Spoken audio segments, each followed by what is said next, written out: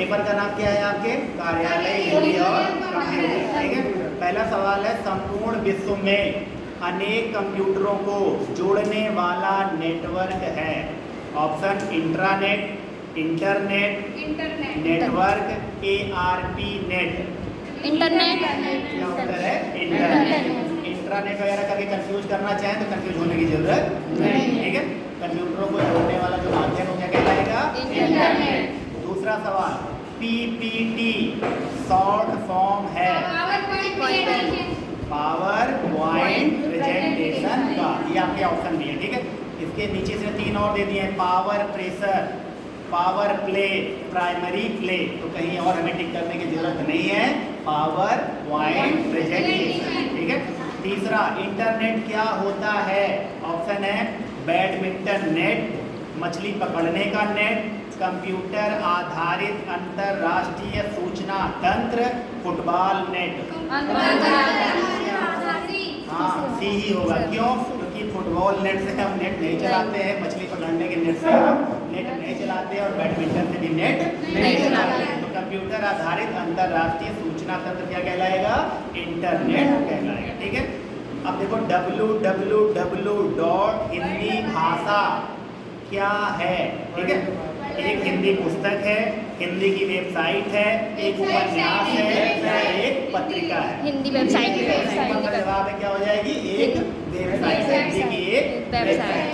अगला सवाल है, इनमें से कौन सी पत्रिका ई पत्रिका है? ई पत्रिका का मतलब इंटरनेट पर उपलब्ध पत्रिका।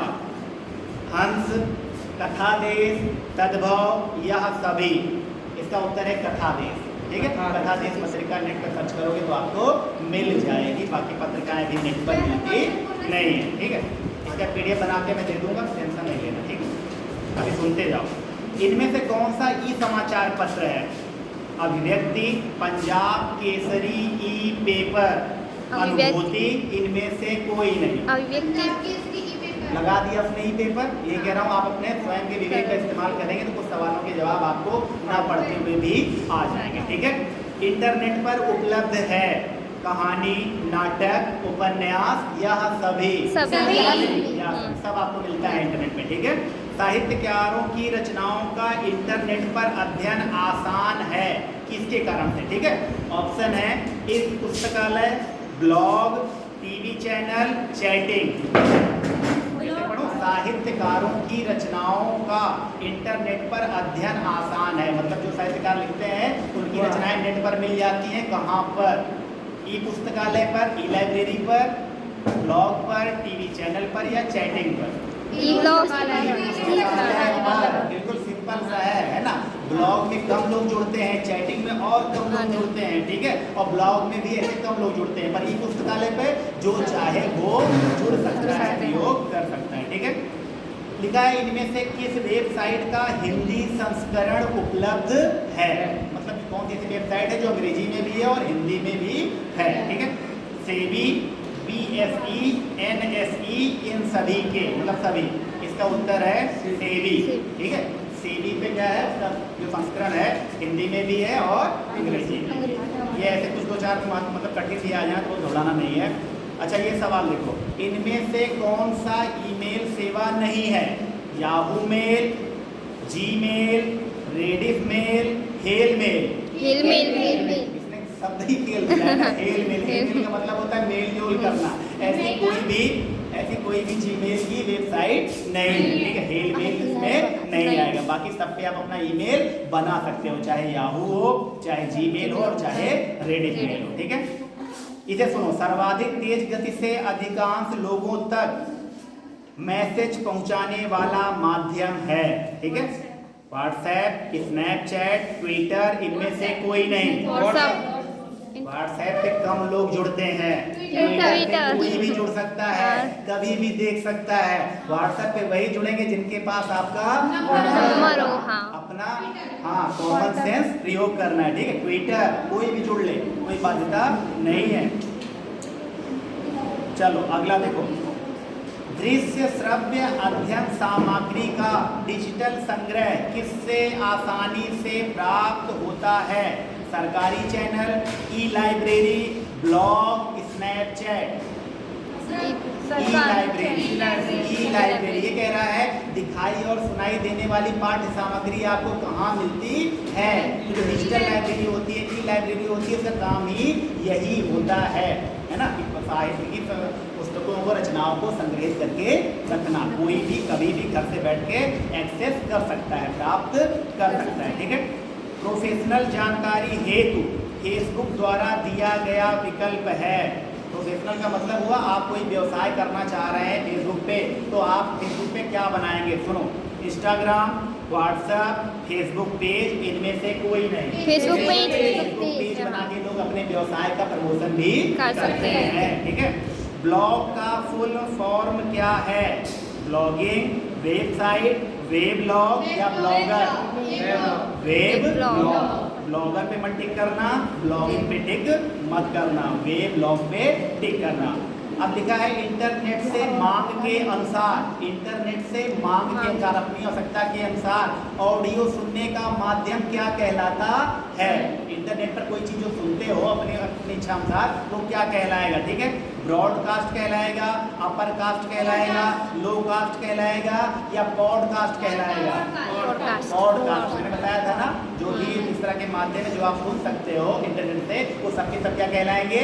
पॉडकास्ट कहलाएंगे। ठीक है। अब ये सुनो, आभासी कक्षा वह होती है जिसमें डिजिटली मतलब इलेक्ट्रॉनिक माध्यमों के द्वारा जुड़े होते हैं केवल छात्र, केवल शिक्षक, छात्र व शिक्षक, कोई नहीं। शिक्षक ये मैंने आपको पढ़ाया नहीं, पर आप अपने डिजिटल माध्यम, अपने कॉमन सेंस से आराम से जान सकते हो। डिजिटल क्लास कब होगी? जब छात्र और शिक्षक दोनों जुड़े, ठीक है ना, चाहे एक समय पे जुड़े और चाहे अलग अलग समय पे जुड़े, है ना, सिंक्रोनस और असिंक्रोनस। अब ये सुनो, स्पीच टू टेक्स्ट प्रौद्योगिकी से क्या आशय है? बोलकर टाइप करना, भाषण देना, बोलकर टाइप करना, स्पीच आप बोल रहे हैं और टाइप होता चला जा रहा है। Very good. अब देखो, पावर पॉइंट प्रेजेंटेशन का प्रयोग किस क्षेत्र में होता है? शिक्षा में, व्यापार में, कॉर्पोरेट सेक्टर में या सभी में? सभी में। बहुत बढ़िया। टंकण को अंग्रेजी में क्या कहा जाता है? टाइपिंग। ऑप्शन भी नहीं चाहिए, टाइपिंग। ठीक है ना, कहाँ पे टिक मारेंगे?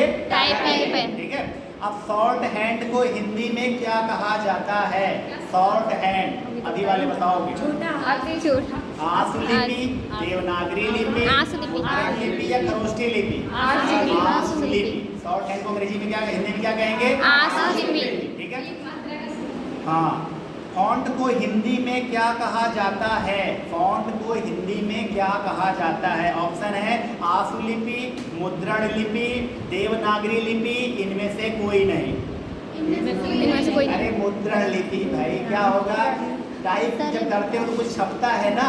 मुद्रण का मतलब भी क्या होता है? किसी चीज को छापना।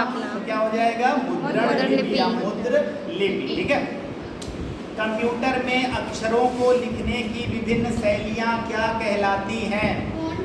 हाँ, क्या कहलाएंगी? फॉन्ट। अभी बताया था, फॉन्ट नहीं कहलाएंगे, मैंने बताया कोकिला, मंगल, है ना, ये सब क्या है? फॉन्ट है।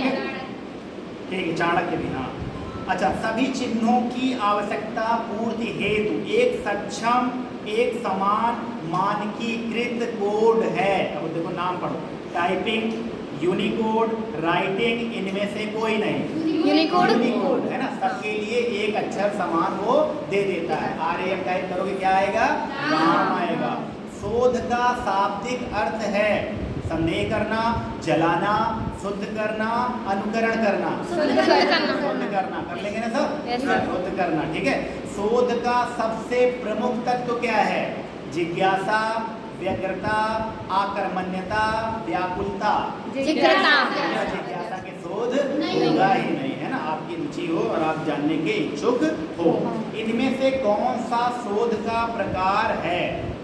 गुणात्मक, विवरणात्मक, विश्लेषणात्मक या सभी? सभी प्रकार के शोध किए जा सकते हैं। ठीक है। अब ये वाला सुनो, इनमें से कौन सा यूनिकोड हिंदी फॉन्ट नहीं है? यूनिकोड हिंदी फॉन्ट नहीं है, याद रखना। ठीक है। मंगल, अपराजिता, वीरता, कोकिला। वीरता मैंने आपको बताया था, मंगल भी आएगा, कोकिला भी आएगा, अपराजिता भी आएगा। ठीक है। किसमें? यूनिकोड। इनमें से कौन सा शोध का चरण नहीं है? ठीक है, शोध समस्या का निर्माण, साहित्य का सर्वेक्षण, शोध की रूपरेखा, या सभी?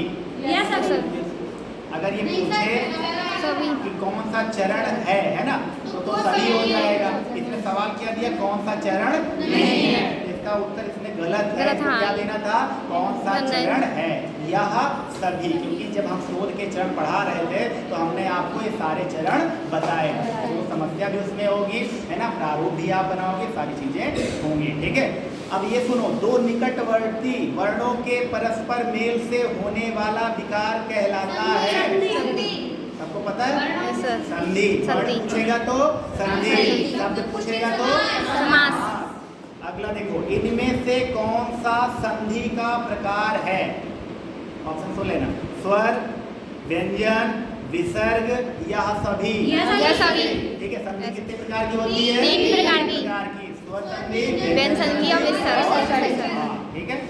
अब देखो, ज्ञान प्लस उपदेश की संधि से बना शब्द है ज्ञानोपदेश। एक ओ की मात्रा रहेगी, ठीक है, औ की मात्रा नहीं रहेगी। क्या शब्द बनेगा? ज्ञानोपदेश। ठीक है ना, हाँ, इसने खेल दिया है। क्या किया, ज्ञानोपदेश भी कर दिया है, औ की मात्रा भी लगा दी है, ज्ञान उपदेश भी लिख दिया है, ज्ञानोपदेश भी लिख दिया है, और ज्ञानोपदेश भी लिख दिया है। हमें ये पता करना है, आ प्लस उ मिलके क्या हो जाएगा, ओ हो जाएगा। ठीक है ना। त्रिकाल में कौन सा समास है? त्रिकाल में कौन सा समास है? ऑप्शन है दिगु, तत्पुरुष, कर्मधारय, द्वंद्व। दिगु क्यों है? क्योंकि दिगु समास में प्रथम पद संख्यावाची होता है। ठीक है, अब अगला सुनो, अन उपसर्ग से बना शब्द होगा अनपढ़, अनगढ़, अनजान, या सभी? अन उपसर्ग लगा करके बनने वाले शब्द कौन कौन से हैं? ठीक है, अनपढ़, अनगढ़, अनजान, या सभी? सब में लगा हुआ है। ठीक है, अब बताओ, साप्ताहिक में कौन सा प्रत्यय है? प्रत्यय शब्द के पीछे लगते हैं। ठीक है, हाँ, एक ऑप्शन दिए हैं, हिक, सप्त, इक, या सभी? पर हम कहाँ लगाएंगे? एक पे, साप्ताहिक, है ना, एक आ रहा है। अनिल का पर्यायवाची है? अरे सुन लो, वायु। क्या होगा? वायु। अनिल का मतलब आग, अनिल का मतलब वायु। ठीक है, रमा का पर्यायवाची शब्द है लक्ष्मी, सरस्वती, पार्वती, गंगा। लक्ष्मी। लक्ष्मी, रमा किसे कहते हैं? लक्ष्मी। हाँ, तो रमा नाम रख लो और घर में समृद्धि का वास करो, है ना। आस्तिक का विलोम है नास्तिक। स्वार्थ का विलोम है निस्वार्थ। हाँ, निस्वार्थ आ जाए या परमार्थ, कुछ भी आए तो कर लेना। ठीक है, फिर पूछ रहा है, कार्यालयों में हिंदी के प्रचलन को बढ़ाने वाली हिंदी कहलाती है? ऑप्शन है बोलचाल की हिंदी, सरल हिंदी, कार्यालय हिंदी। क्या होगा? कार्यालय हिंदी। ठीक है, अब देखो लिखा है एक्सेप्टेंस। एक्सेप्टेंस के लिए हिंदी शब्द होगा अनुमति, स्वीकृति, सहयोग, असहयोग। एक्सेप्ट करते हो, आती है आपको? हाँ, क्या करते हो? मन हुआ तो एक्सेप्ट करते हो, नहीं तो डिक्लाइन कर देते हो। तो वही से बना है एक्सेप्टेंस। इसका मतलब क्या हो गया? स्वीकृति। हाँ, आप हमारे दोस्त बनने योग्य हो, है ना। चलो, कंट्रोलर का हिंदी पर्याय क्या होगा? कंट्रोलर। ठीक है, निदेशक, नियंत्रक, निर्देशक, अनुदेशक। नियंत्रक, जो आप पर नियंत्रण करने का काम करे, उसे क्या कहेंगे? कंट्रोलर। अब देखो लिखा है अकाउंट सेक्शन। अकाउंट सेक्शन के लिए हिंदी शब्द लेखानुभाग, वित्त विभाग, धन स्वीकृति, वित्तीय सहायता। वित्तीय सहायता। लेखानुभाग, लेखानुभाग। ठीक है, अकाउंट सेक्शन। हाँ, अकाउंट नहीं है, अकाउंट सेक्शन ये है, तो इसको क्या कहेंगे? लेखानुभाग। ठीक है, उसे फंड कह देंगे। ठीक है, अच्छा, प्रॉक्टर का हिंदी रूपांतर या प्रॉक्टर को हिंदी में क्या कहते हैं? मुख्य अनुशासन अधिकारी, अनुशासन अधिकारी, दंडाधिकारी, या इनमें से कोई नहीं? अनुशासन अधिकारी। क्या कहेंगे? अनुशासन अधिकारी। जो कोई भी किसी भी संस्था में अनुशासन बनाने का काम करता है। जैसे कि आपके महाविद्यालय में कौन है? सुरेश सर, है ना, वो आपके प्रॉक्टर हैं। आप अपने आई कार्ड में मुहर लगवाने जाते हैं। हाँ, तो इसका मतलब होता है कि वो आपके यहाँ के अनुशासन अधिकारी हैं। ठीक है, अगला है एम्बेसडर का हिंदी, सुन लो, हाँ राजदूत। देवदूत पे मत लगाना, ठीक है। ऑप्शन में देवदूत भी है, मुख्य अधिकारी भी है, राजदूत भी है, जनसेवक भी है, लेकिन हम कहाँ टिक लगाएंगे? राजदूत भी। ठीक है, लिखा है जनरल मैनेजर। जनरल मैनेजर का हिंदी रूपांतर क्या है? प्रबंधक, महाप्रबंधक, लघु प्रबंधक, उप प्रबंधक। महाप्रबंधक, ठीक है, महाप्रबंधक। प्रबंधक के लिए केवल मैनेजर आएगा, मैनेजर अगर आ रहा है तो प्रबंधक है, जनरल मैनेजर है इसका मतलब महाप्रबंधक, सारे प्रबंध यही करेगा। ठीक है, एडवोकेट जनरल का हिंदी पर्याय क्या है? एडवोकेट जनरल का हिंदी पर्याय क्या है? अधिवक्ता, जन अधिवक्ता, वरिष्ठ अधिवक्ता, महाधिवक्ता। महाधिवक्ता, ठीक है। कैटेगरी का हिंदी पर्याय या हिंदी रूप क्या है? कैटेगरी आप पढ़ते हो ना? हाँ, जाति, श्रेणी, पद, गुणवत्ता। श्रेणी जनरल, ओबीसी या एससी एसटी कैटेगरी करते हैं। ठीक है, एक्स पार्टी का हिंदी अनुवाद, एक पक्षीय, दो पक्षीय, भूतपूर्व पार्टी, थर्ड पार्टी। एक्स हो गया तो भूतपूर्व पार्टी। ठीक है, बेल, बेल का हिंदी पर्याय क्या है? जेल, सजा, जमानत।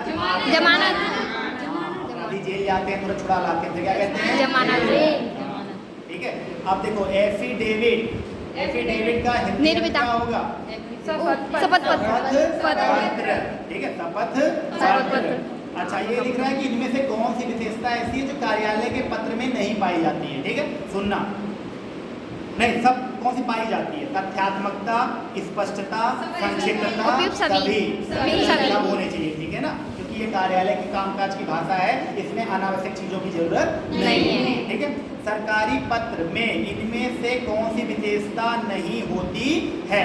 ऐसी कौन सी विशेषता है जो सरकारी पत्र में नहीं होगी? ठीक है, क्रमांक नहीं होगा, औपचारिकता नहीं होगी, स्पष्ट भाषा नहीं होगी, या अनौपचारिकता नहीं होगी। अनौपचारिकता नहीं होगी, क्योंकि सरकारी पत्र है, शासकीय पत्र है, पद से पद को लिखा जाता है।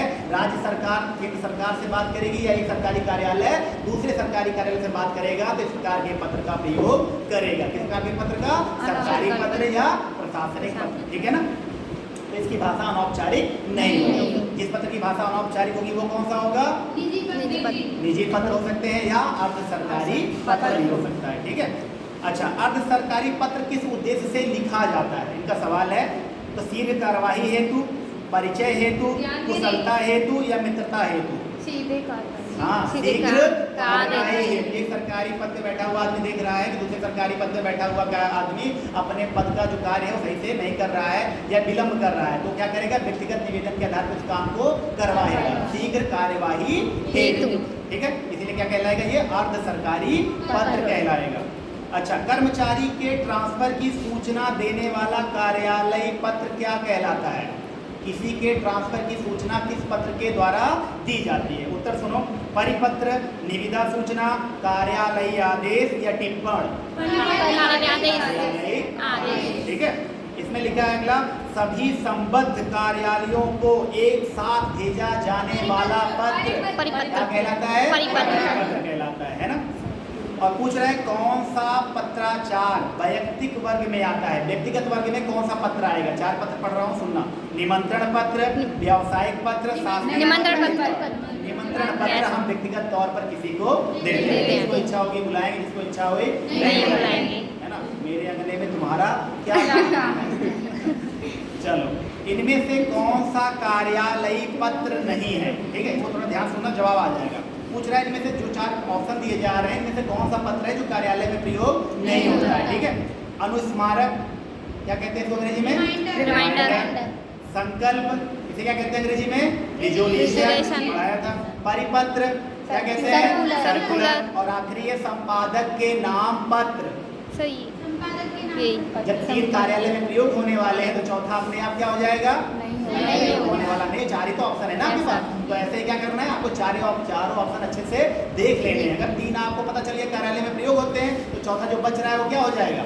अपने यहाँ कार्यालय में प्रयोग। ये संपादक के नाम पत्र है जो चाहे पत्र हो चाहे पत्रिका हो, उनके संपादकों को जब हम देखते हैं अपनी टिप्पणी पे विचार लिख करके, तो कहलाता है संपादक के नाम पर। अगर आप दैनिक जागरण का पत्र खोलोगे तो संपादकीय पेज में नीचे सबसे नीचे चले जाओगे तो वहाँ 3-4 पाठकों की प्रतिक्रिया लिखी रहती है, वही होता है संपादक के नाम पर। ठीक है, अगला चलते हैं। ठीक है, ये पूछ रहा है कि अनुस्मारक कब लिखा जाता है, रिमाइंडर कब लिखा जाता है। ठीक है, किसी चीज को स्मरण दिलाने के लिए। हाँ, ठीक, फिर ऑप्शन ना पड़े, है ना। हाँ। अगर हमें कोई बात आपको याद दिलानी है तो हम आपके लिए क्या लिखेंगे, अनुस्मारक, अंग्रेजी में रिमाइंडर, है ना। धनिया लेते आना, ठीक है ना। हाँ, इनमें से भारत के राजपत्र में किससे प्रकाशित किया जाता है, ये पूछ रहा है। कौन सा ऐसा पत्र है जो क्या होता है, राजपत्र में, गजट में प्रकाशित होता है। ऑप्शन है परिपत्र, अधिसूचना, आवेदन पत्र, निविदा। मैंने आपसे कहा था ना, अधिसूचना किसी सरकारी कर्मचारी के स्थानांतरण या नियुक्ति के लिए क्या की जाती है, जो सूचना जारी की जाती है वो अधिसूचना कहलाती है। वही पर कहाँ प्रकाशित होती है, राजपत्र में। अंग्रेजी में से क्या कहते हैं, गजट। अंग्रेजी में क्या कहते हैं, गजट। और नोटिफिकेशन को अंग्रेजी में क्या करें, अधिसूचना को नोटिफिकेशन करेंगे। ठीक है ना, याद रखना है। अब देखो, नौकरी प्राप्ति के उद्देश्य से लिखा जाने वाला पत्र क्या कहलाता है। ऑप्शन सुनना, आपको जवाब खुद ही पता चल जाएगा। टिप्पण, अनुस्मारक, निविदा, आवेदन पत्र। आवेदन पत्र। 3 उसके है ही नहीं, तो चौथा जो आवेदन पत्र ही हो जाएगा। ठीक है, अब देखो, जमानत राशि का उल्लेख इनमें से किसमें किया जाता है। ऑप्शन सुन लो, मैं इसमें समझाता हूँ। निविदा, अधिसूचना, परिपत्र और संकल्प। जमानत राशि का मतलब हुआ हाँ कि कुछ पैसा आपका जमा कर लिया जाता है इस काम को करने के लिए, आप करोगे, है ना। तो निविदा में क्या होता है, टेंडर निकलते हैं, ठेका दिया जाता है। अब मान लो कोई भवन आपने बनाया तो पूरा पैसा हम आपको आपका देते नहीं है, जमानत के तौर पर रख लेते हैं। अगर ये भवन उतने समय तक नहीं चला, सड़क उतने समय तक नहीं चली, तो आपकी जमानत राशि क्या कर लेंगे, हम जब्त कर लेंगे। ठीक है ना। तो ये जमानत राशि कहाँ पे आएगी, जहाँ पे कोई निर्माण कार्य होगा। मैंने आपसे कहा था सरकारी कार्यालय में यदि कोई निर्माण कार्य कराना है तो क्या निकाला जाता है, टेंडर निकाला। टेंडर को हिंदी में क्या कहते हैं, निविदा में जमानत राशि होती है जो रखी जाती है। यदि काम आपने सही से नहीं किया तो आपका पैसा हम जब्त कर लेंगे, आपको वापस नहीं करेंगे। ठीक है, अच्छा, ये कह रहा है प्रेस विज्ञप्ति द्वारा महत्वपूर्ण सूचना को जनता हेतु, प्रेस विज्ञप्ति द्वारा महत्वपूर्ण सूचना को जनता हेतु, जनता के लिए क्या किया जाता है, ठीक है, संभाल कर रखा जाता है, कार्यालय में बताया जाता है, प्रकाशित किया जाता है, या इनमें से कुछ नहीं किया, प्रकाशित किया जाता है। प्रकाशित किया जाता है। जब आप प्रकाशित करोगे तभी तो जनता को प्राप्त होगा, है ना, इसलिए ये होगा। ठीक है, इसमें पूछ रहा है इनमें से कौन सा पत्र अनौपचारिक होता है। ठीक है, कार्यालय ज्ञापन, शुभकामना पत्र, कार्यालय आदेश, सरकारी पत्र। शुभकामना पत्र। शुभकामना पत्र क्या होंगे, अनौपचारिक होंगे। आप उसमें प्रिय, आपका, प्रियवर, मित्रवर, है ना, जो भी सब चाहे लिख सकते हैं, कोई बाध्यता नहीं है।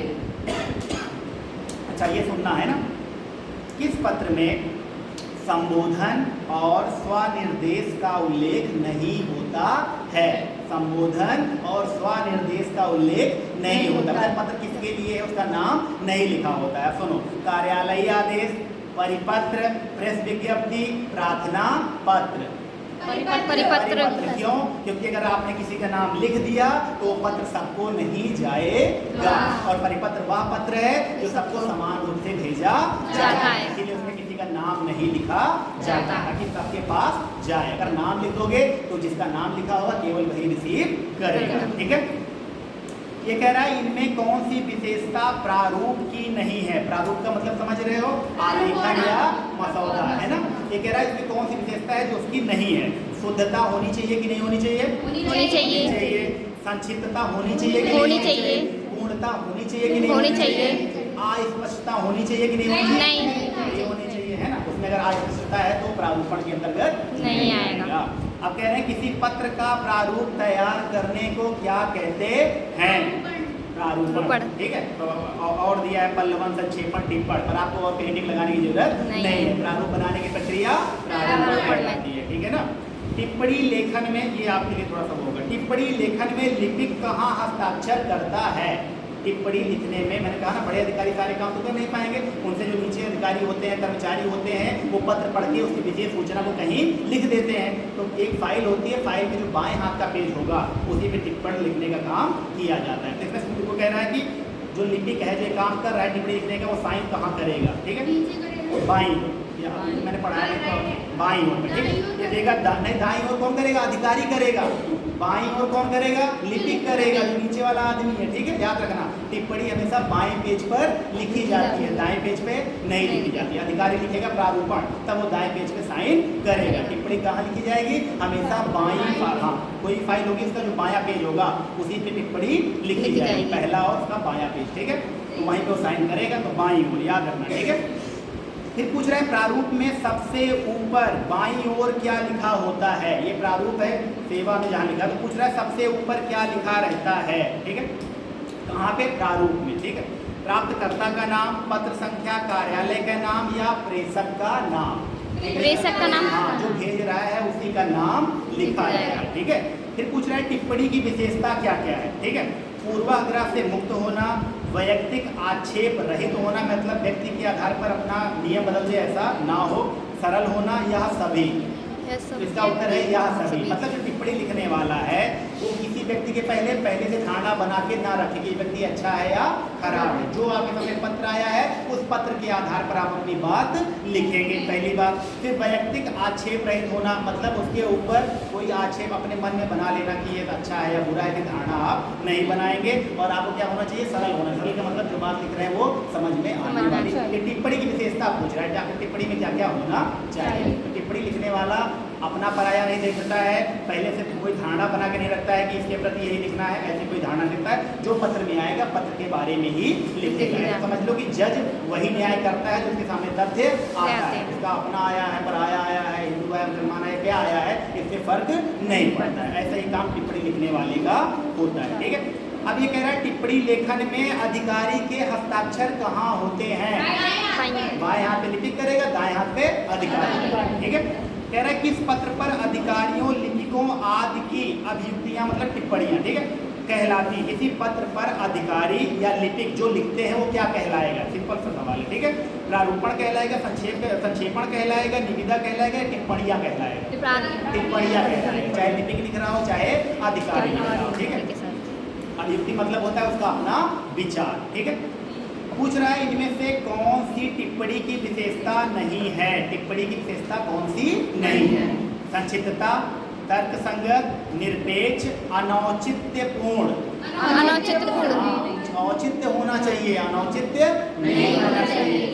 अगर खेल के बारे में तो खेल के बारे में टिप्पणी हो, मतलब खेल के बारे में तो आपने फिल्म के बारे में टिप्पणी कर दी है ना, तो ऐसा नहीं होना चाहिए। अगर आपसे पानी मंगाया गया है तो पानी लाओ, है ना, हाँ शरबत मत बोल रहा हूँ, बहुत प्यार आ गया, शरबत लेके आ गया, प्यास लगी है, पहले पानी पीना नहीं, कोल्ड ड्रिंक लेके आ जाओ, ऐसा नहीं करना है। अनौचित्यपूर्ण नहीं होना चाहिए। जिसका उस समय उचित है, जो उस समय उचित है, बाहर से आया है, प्यास लगी तो पानी पिएगा, है ना, बोलने खिला सकते एक अलग बातें बता रहा हूँ। संक्षेपण में क्या नहीं होना चाहिए, ठीक है, समानार्थी शब्द, ठीक है। संक्षेपण कर रहे हो मतलब छोटा, मतलब बड़ा, है ना। तो क्या संक्षेपण में क्या नहीं होना, निषेध होता है। समानार्थी शब्द, अलंकृत भाषा, पुनरुक्ति दोष, या सभी, ये सभी नहीं होने चाहिए संक्षेपण में, नहीं तो पल्लवन हो जाएगा, है ना, नहीं तो पल्लवन हो जाएगा। छोटा करना है, कितना छोटा करना है, हाँ 1/3। संक्षेपण मूल कितना होता है, 1/3, है ना। पल्लवन का दूसरा नाम क्या है, ठीक है, सुनो, हाँ विशदीकरण, संक्षेपीकरण, उक्ति, सूक्ति, ये नहीं सुना होगा ना कभी। उक्ति, सूक्ति, संक्षेपीकरण, विशदीकरण। विशद से बना है विशदीकरण, विशद का अर्थ होता है व्यापक करना, ठीक है, विशद का अर्थ होता है व्यापक करना। तो यहाँ पे क्या हो जाएगा, विशदीकरण, ठीक है। पूछ रहे हैं पल्लवन में किस शैली का प्रयोग किया जाता है। ध्यान सुनना, किस शैली का प्रयोग किया जाता है। सूक्ति शैली, व्यास शैली, समास शैली, इनमें से कोई नहीं। समास में क्या होगा, इकट्ठा पास कर दोगे ना। और तुम्हें करना क्या है, पल्लवन। पल्लवन का मतलब क्या है, विस्तृत करना है, व्यापक करना है ना। तो कौन सी शैली होगी, व्यास शैली, जो फैलाने का काम करे। समास का मतलब इकट्ठा कर दिया आपने। सूक्ति का मतलब, सूक्ति आप सुनते ही हो है ना, उत्तिष्ठ जाकर प्राप्त वरानी बोलते, जो भी सुनते हो कम से कम शब्दों में ज्यादा बात कह देना, सूक्ति कहलाती है, सुंदर उक्ति कहलाती है। तो इसमें कौन सी होगी, व्यास होगी, क्योंकि हमें इसे फैलाना है, ठीक है ना। पूछ रहा है किसी संश्लिष्ट या सुगठित भाव विचार के स्पष्टीकरण हेतु विस्तार क्या कहलाता है। अभी सवाल और ध्यान सुनना। हाँ, विस्तारण, पल्लवन, विशदीकरण, सभी नहीं सुनाना ध्यान से, क्या हो जाएगा, यह सभी। इसी तरह आपको वहाँ पे ध्यान देकर पेपर हल करना है। केवल पल्लवन देखिए अगर आपने टिक किया तो आपका सवाल गलत हो जाएगा। इसने क्या कर दिया, तीनों से पर्यायवाची दे दिए, विस्तारण भी दे दिया, फैलाना, पल्लवन भी दे दिया, विशदीकरण भी दे दिया, फिर कह रहा सभी। तो हमें किस पे टिक करना है, सभी पे। केवल पल्लवन देख के मत वो करना, ठीक है। अब कह रहा है इनमें से संक्षेपण की कौन सी विशेषता नहीं है, क्रमबद्ध होना, संबद्ध होना, संश्लिष्ट होना या विस्तृत होना। विस्तृत होना, कि जब वो संक्षेपण कर रहे हो तो संक्षिप्त होना चाहिए, विस्तृत नहीं होना चाहिए, है ना। कह रहा संक्षेपण को इस नाम से भी जानते हैं, कौन कौन से नाम से, संक्षेपीकरण, संक्षिप्तता, संक्षिप्तीकरण या सभी। यह सभी, ठीक है, यह सभी। तो संक्षेपीकरण कहो चाहे संक्षिप्तता कह दो चाहे संक्षिप्तीकरण कह दो, सबके सब क्या है, ये संक्षेपण के पर्याय हैं। अच्छा, कंप्यूटर का मस्तिष्क किसे माना जाता है, CPU को। आपको पता है, ठीक है। मॉनिटर वगैरह में टिक नहीं करेंगे, ठीक है, तो दिखाई देता है वही मस्तिष्क है। हाँ, तो जो नहीं दिखाई देता वो मस्तिष्क है। हमारा मस्तिष्क दिखाई देता है नहीं, हाँ, है ना, तो वही है, मस्तिष्क दिखाई देता है, उसके अंदर वाली बुद्धि नहीं दिखाई देती है, सिर्फ दिखाई देता है। अच्छा, कंप्यूटर पर टेक्स्ट, आइकॉन, फाइल व फोल्डर ट्रांसफर करने में सहायक होता है। कोई कंप्यूटर पे आपने फाइल खोल ली है या टेक्स्ट खोल लिया है या कोई चिन्ह बना लिया है, उसको अगर कहीं ट्रांसफर करना है तो उसमें सहायता क्या करता है, प्रिंटर करता है, सीपीयू करता है, माउस करता है या मॉनिटर करता है, माउस करता है, जहाँ दौड़ा रहे हो है ना, तो मॉनिटर करता है, अरे माउस करता है, ठीक है।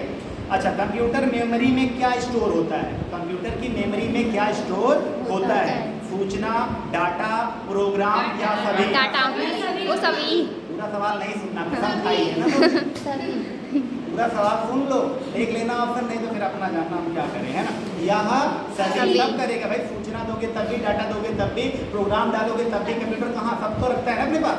हाँ, ये कह रहा सर्वाधिक तीव्र गति से कार्य करने वाला कंप्यूटर है main frame, super, mini, super लगा हुआ है, सुपर लगा लेना है ना, सुपर कंप्यूटर। इनमें से कौन सा कंप्यूटर का इनपुट डिवाइस है, इनपुट डिवाइस, आउटपुट डिवाइस दो होती है ना, इनपुट कह रहा है, ठीक है। देखना, scanner, printer, monitor, projector. Scanner, कोई डॉक्यूमेंट रखते हो, स्कैन कर देते हो तो कंप्यूटर के अंदर की फाइल पहुंच जाती है, प्रिंटर से बाहर आता है ना, प्रिंटर से बाहर आता है, तो आउटपुट हो गया। इनपुट पूछ रहा है तो हमें किसमें लगाना है, स्कैनर में, ठीक है। फिर पूछ रहा है इनमें से कौन सा स्टोरेज डिवाइस नहीं है, मतलब जिसमें कोई तथ्य हम इकट्ठा करके रख लें, ऐसा कौन सा नहीं है। CD, pen drive, DVD, headset. CD में भी तथ्य रखते हो, डीवीडी में भी रखते हो, पेन ड्राइव में भी रखते हो, हेडसेट कान में लगा लिया, सुन रहे हो, डाटा रखा है तुमने उसमें, है ना। इनमें कौन सा कंप्यूटर का आउटपुट डिवाइस है, अभी इनपुट पूछा था, अब आउटपुट पूछ रहा है, ठीक है। बारकोड रीडर, उठा लो, speaker, scanner, pen drive. Output पूछ रहा है जो बाहर आए कंप्यूटर से, बाहर आती है, पेन ड्राइव से कोई सूचना अंदर डालते हो, स्पीकर से सूचना बाहर आती है, स्पीकर लगाते हो तो जो उसकी आवाज होती है वो बाहर आपको सुनाई देने लग जाती है। इतना समाज है, कॉमन सेंस का सवाल है। स्पीकर जब लगाते हो तो बाहर आउटपुट का मतलब बाहर आए ना, इनपुट का मतलब अंदर जाए। स्पीकर लगाते हो तो आवाज अंदर जाती है क्या, जाती हो तो हमें भी दिखाना है। चलो, कंप्यूटर का जनक किसे माना जाता है, चार्ल्स बेबेज, है ना, ठीक है। कंप्यूटर से संबंधित नहीं है, ठीक है, नाम सुनना अपने आप आ जाएगा। Computer programmer, hardware engineer, software developer, child labour, नहीं आएगा, है ना, बाल श्रम उसमें नहीं आता है। अगला सुनो, भारत का पहला द्विभाषी कंप्यूटर कौन सा है, ऐसा कंप्यूटर जो दो भाषाओं में काम करता है, भारत का, ठीक है। सिद्धार्थ, प्रकाश, भारत और ज्ञान, गौतम बुद्ध वाला, ठीक है। MS वर्ड क्या है, एक डिक्शनरी है, शब्द संसाधन है, एक कंप्यूटर है या वर्तनी का शोधक है। शब्द संसाधन करता है, आप टाइप करते हो ना, शब्द संसाधन के अंतर्गत आएगा। किसमें आएगा? शब्द संसाधन। शब्द का संसाधन है, जो चाहो लिख डालो। अगर इसमें लिखे हुए में गलती पकड़ोगे तब तो क्या हो जाएगा? शब्द संसाधक हो जाएगा, वो शब्द शोधक हो जाएगा। ठीक है, तो क्या कहलाएगा? वो जो आपका शब्द रत्न है वो हो जाएगा। ठीक है, ये संसाधन है, वो संसाधक हो जाएगा। संसाधन और संसाधक या संशोधक, ठीक है, सुधार करने वाला नहीं है ये क्या करता है? उपलब्ध कराता है शब्द, आप टाइप कर लो अपने हिसाब से। ठीक है, कंप्यूटर स्क्रीन पर अक्षरों को छोटा बड़ा करने की प्रक्रिया कहलाती है word processing, data processing, font प्रबंधन, रिकॉलिंग। फॉन्ट प्रबंधन। हाँ, अक्षरों को कर रहे हो तो फॉन्ट पकड़ लो सीधे। फॉन्ट का प्रबंधन करना, छोटा रखना है या बड़ा, 12 रखना है, 14 रखना है, 16 रखना है, जो भी इसकी साइज रखना चाहो आप रखते हो। ये सवाल सुनो, अच्छा है। वर्तमान में संदेश भेजने का सबसे तेज व सस्ता माध्यम है post card, registry, speed post या ईमेल। ईमेल। एक क्लिक करी चाहे अमेरिका भेज दो सूचना, है ना। कोई भी स्पीड पोस्ट या रजिस्ट्री आपकी पलक झपकते ही वहाँ नहीं पहुँचेगी, वहाँ छोड़ो मार तक नहीं पहुँचेगी, है ना। हाँ, इनमें से कौन सा यूनिवर्सल फॉन्ट है? ठीक है, Unicode, bar code, pin code, इनमें से कोई नहीं। यूनिकोड है ना, यूनिकोड। इंटरनेट पर उपलब्ध है क्या क्या? देखो, ई पत्रिका, ई समाचार पत्र, ब्लॉग या सभी? सभी। कंप्यूटर में सार्थक निर्देशों और सूचनाओं का समूह, कंप्यूटर में सार्थक निर्देशों और सूचनाओं का समूह क्या कहलाता है? सॉफ्टवेयर, हार्डवेयर, मॉनिटर या कीबोर्ड? सॉफ्टवेयर। है ना, सॉफ्टवेयर ही क्या होते हैं? आपके निर्देशों का समूह होता है। ठीक है ना। ईमेल इसका शॉर्ट फॉर्म है। ठीक है, ईमेल लिखते हो ना, इसका फुल फॉर्म क्या होगा? हाँ, इलेक्ट्रॉनिक रहे ना। इसने किया क्या है? इलेक्ट्रिक मेल दिया है, इलेक्ट्रॉनिक मेल दिया है, मैकेनिकल मेल दिया है या सभी दिया है? इलेक्ट्रॉनिकल। ठीक है, इलेक्ट्रिक मत कर देना, इलेक्ट्रॉनिकल मेल। ठीक है, इंटरनेट पर सामान व सर्विस का क्रय विक्रय करना, फ्लिपकार्ट से जो मंगाते हो वो क्या कहलाता है? ठीक है, ई कॉमर्स कहलाता है। ई कॉमर्स ही कहलाता है ना। अगर ई शॉपिंग नहीं, यहाँ पे क्या कहेंगे? E commerce. ये इसने ऑप्शन दिया है ईमेल, ई मैगजीन, ई पेपर। कॉमर्स का मतलब ही होता है व्यवसाय करना। ठीक है ना, तो जो आप फ्लिपकार्ट, अमेजन से मंगा रहे हो ये सब क्या है? E commerce. ठीक है, ई कॉमर्स कंपनियां हैं ये सब। ठीक है, ऐसे भी पूछ ले कि इनमें से ई कॉमर्स कंपनी कौन सी है, तो याद रखना फ्लिपकार्ट, अमेजन, मीशो, इस तरह के जितने ऐप जान रहे हो ना, जिससे सामान मंगाते हो, ये सब ई कॉमर्स कंपनियां हैं। ठीक है, अच्छा, जंक ईमेल को कहा जाता है, ये शायद आप नहीं, crack, spam, spoof, sneaker, script. Spam कहते हैं। स्पैम वाले जितने भी आपका फोल्डर होगा ईमेल पे, उसमें क्या होता है? जंक फाइल को डाल देता है। ठीक है, जंक फाइल को डाल देता है स्पैम। इसमें भी लगता है उसको कि ये कुछ आपके लिए असुरक्षित है, उसको उठा के सीधे उसी में डाल देगा स्पैम में। ठीक है, पूछ रहा है इनमें से किसके लिए इंटरनेट की ज़रूरत होती है? मतलब क्या चलाना हो तो आपको इंटरनेट चाहिए होगा। ट्विटर, व्हाट्सएप, फेसबुक या सभी? सभी ना, सबके लिए आपको इंटरनेट चाहिए होगा। आखिरी सवाल, इनमें से कौन सा गूगल का प्रोडक्ट नहीं है? मतलब गूगल ने इनमें से कौन सी चीज़ नहीं बनाई है? Android, Chrome, Gmail, iOS। क्योंकि गूगल का जीमेल भी है, क्रोम भी है और एंड्रॉयड भी है। तो इस तरह ये पिछले साल आए हुए 100 सवाल हमने कर लिए।